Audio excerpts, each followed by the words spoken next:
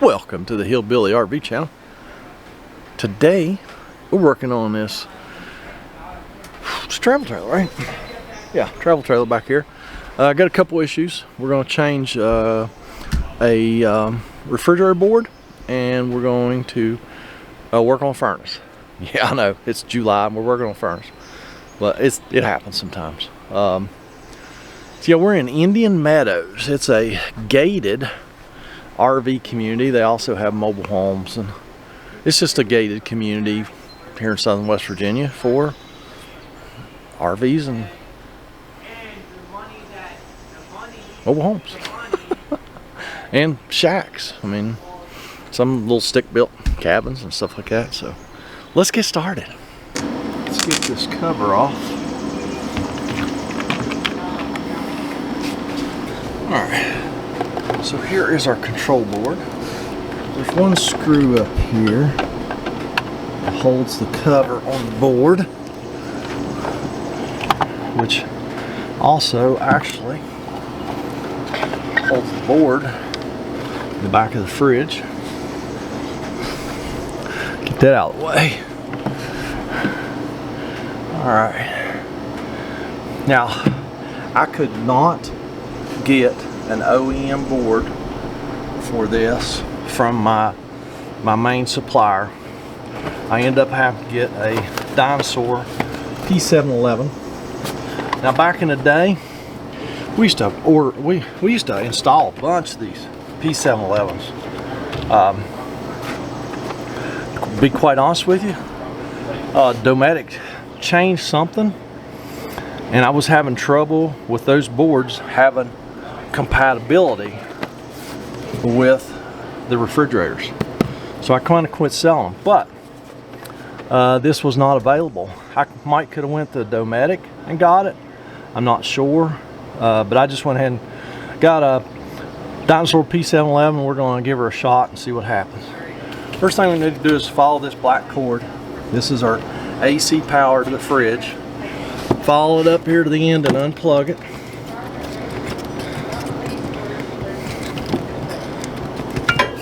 So there's no AC power for us to get bit on. Alright, we can unplug these connectors. There's 3 of them on this board. A 4, a 6, and a 2 pin connector, so you can't get them mixed up. Alright, so we've got the AC power off this. Let's just go ahead and start pulling these spade connectors off.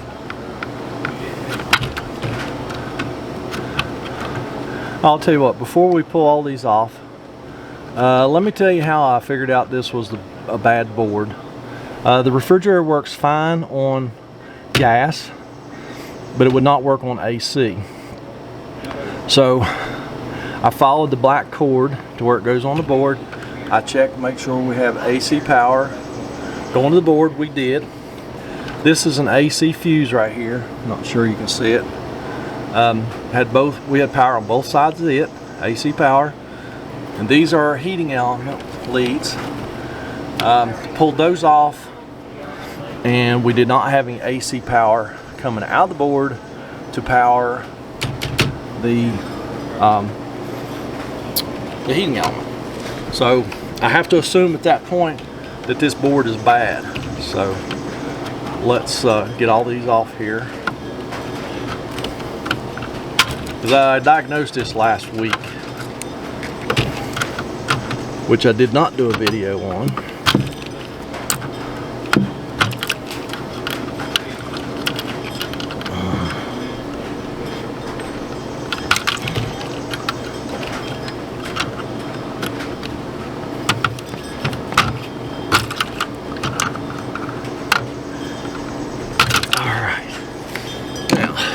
This board is just held on by some brackets here. You'll see them if you're doing this. There's the old board. So here is our Dinosaur P711. Now all the terminals on this are labeled. The terminals on the Dometic boards are just numbered. Yeah, they're just numbered. But I know I can tell you how I figure out what goes where. After you've done a few hundred of these, it's not even something you have to think about. You just do it. All right, you got to get it in those clips that hold the board on. All right, there we go. Now when we put the screw in the cover, it'll hold the board. Okay. So, light just died. Let me change the battery. Battery's been on almost dead for like 2 weeks, I think. I've just been waiting for it to die. Okay. So, we can see that the very first terminal is interior light, I do believe. Let me look at that. If you can't see the board, they do give you a diagram. So, yeah, the very first one, that one's not used. There's very few three-way refrigerators out there. So the very first one we use, interior light. Now I know that this is interior light because it's a little red wire that goes up towards the interior of the fridge. So we know that's the interior light. The next one is going to be a thermocoupler. Alright, we know this is a thermocoupler. It's a very stiff wire and it goes over towards the burner assembly, and I just know that that is a thermocoupler wire.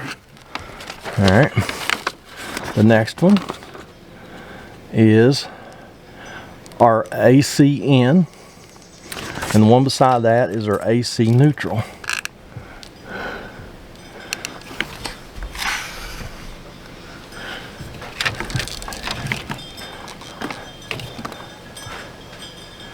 Nope, that is not right. The next one is a DC positive. Okay, I know this is DC positive because it goes over to where the DC positive comes in the refrigerator. And then we have our AC hot and neutral. So the hot and then the neutral. All right. And I know those are AC wires because they are the other end of this. All right. The next terminal is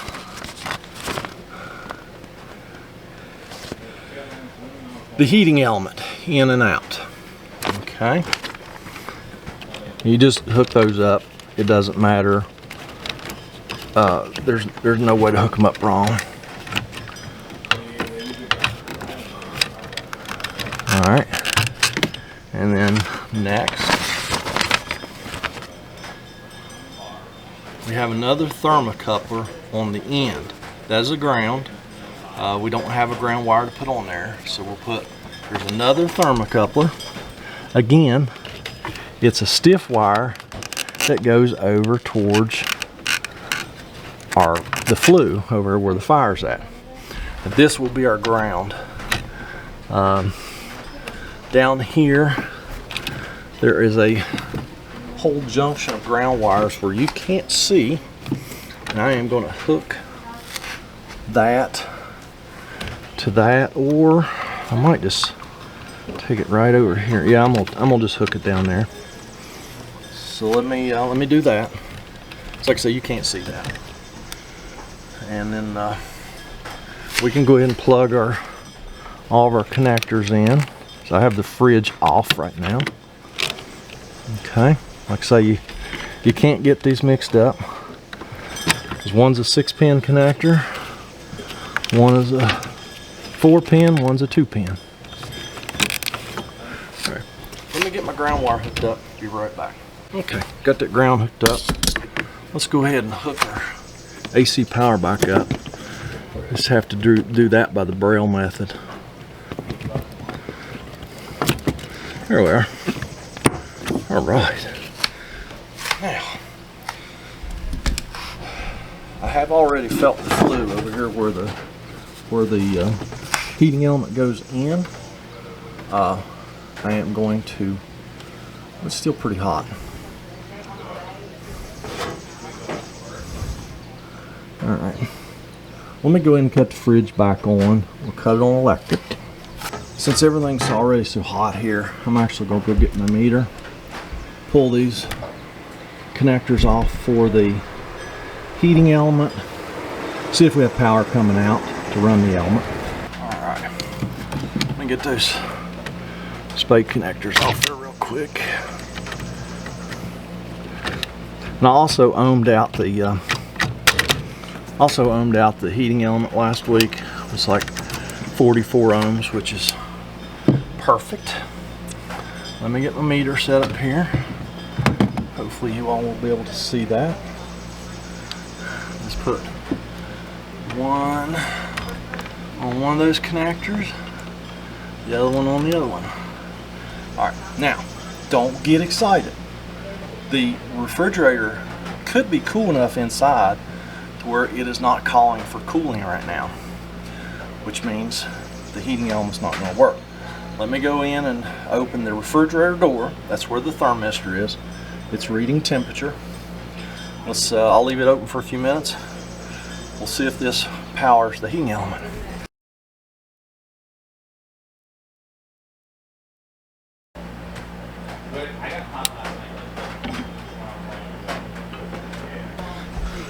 And there we go.